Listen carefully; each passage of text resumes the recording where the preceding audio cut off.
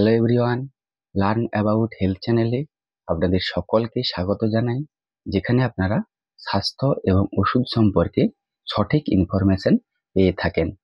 তো ডাইসাইক্লোমাইন যে ট্যাবলেট, সেই ডাইসাইক্লোমাইন ট্যাবলেটের আসল কাজ কি বা কি কি চিকিৎসা ক্ষেত্রে ব্যবহার করা হয়ে থাকে, বা আপনাদের কোন ধরনের সমস্যা হলে এই ট্যাবলেট ব্যবহার করতে পারবেন, এই ট্যাবলেটের ব্যবহারের মাত্রা কি, ব্যবহারের প্রয়োগ কি, তো তার নিয়েই আজকের এই ভিডিওটা। তো ভিডিওটা পুরোটা দেখতে থাকবেন।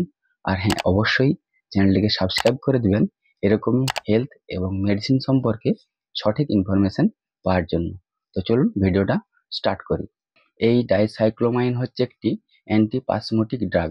এই ডাইসাইক্লোমাইন যে ট্যাবলেট, সেই ট্যাবলেট আমাদের পৌষ্টিকতন্ত্রের কুঞ্চন এবং গতিশীল কমাতে সাহায্য করে। আর এই ট্যাবলেটের অল্প অসাড় করার ক্ষমতা আছে। তাহলে এর আসল কাজ কি, বা এই ডাইসাইক্লোমাইন ট্যাবলেট কি কি চিকিৎসা ক্ষেত্রে ব্যবহার করা হয়ে থাকে? প্রথমত, ডিসমেনরিয়া অর্থাৎ মহিলাদের যখন মাসিক হয়, সেই মাসিকের যদি ব্যথা যন্ত্রণা হয়ে থাকে, তার চিকিৎসা ও তার প্রতিরোধে এই ডাইসাইক্লোমাইন ট্যাবলেট ব্যবহার করা হয়ে থাকে। আর যেহেতু এটি পৌষ্টিকতন্ত্রের কুঞ্চন এবং গতিশীল কমায়, তাই আমাদের অন্ত্রের যদি কোনো প্রদাহ হয়, ব্যথা যন্ত্রণা হয়, তার চিকিৎসা ও তার প্রতিরোধে ব্যবহার করা হয়ে থাকে। আর এই ট্যাবলেটের যেহেতু একটু অসাড় করার ক্ষমতা আছে, তাই আমাদের প্রস্রাব নালীর যদি কোনো প্রদাহ হয়, ব্যথা যন্ত্রণা হয়, তার চিকিৎসা ও তার প্রতিরোধে ব্যবহার করা হয়ে থাকে। এই ডাইসাইক্লোমাইন ট্যাবলেটের ব্যবহারের পদ্ধতি এবং ব্যবহারের মাত্রা কি?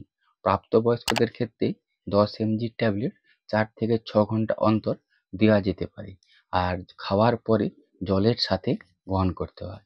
এই ডাইসাইক্লোমাইন ট্যাবলেটের কিছু পার্শ্ব প্রতিক্রিয়া হতে পারে, যেমন আমাদের মাথা ধরা ভাব হতে পারে, মুখের শুকনো ভাব, কোষ্ঠকাঠিন্য হওয়া, ঘন ঘন জল তেষ্টা পাওয়া, আমাদের চোখের ছানি পড়ার মতো সমস্যা হতে পারে, আলোর দিকে তাকাতে কষ্ট হতে পারে, পা হাত পায়ের জ্বালা ভাব থাকতে পারে, এমনকি প্রস্রাব করতেও কষ্ট হতে পারে।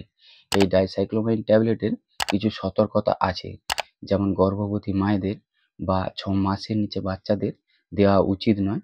আর যাদের চোখের গ্লুকোমা আছে, তাদের একবারেই ব্যবহার করা চলবে না। আর যাদের প্রোস্টেট বৃদ্ধি এবং হার্টের সমস্যা আছে, তাদের না ব্যবহার করাই ভালো। তো এই ছিল ডাইসাইক্লোমাইন যে ট্যাবলেট, সেই ট্যাবলেট আপনারা কখন ব্যবহার করতে পারবেন বা কি কি চিকিৎসা ক্ষেত্রে ব্যবহার করা হয়ে থাকে, তার সম্পূর্ণ বিবরণ। এর বাইরেও যদি আপনাদের কিছু জানার থাকে, তাহলে অবশ্যই কমেন্ট করে জানাবেন। আর চ্যানেলটিকে অবশ্যই সাবস্ক্রাইব করে দিবেন। আপনারা সকলে বেশ ভালো থাকবেন, সুস্থ থাকবেন। ধন্যবাদ।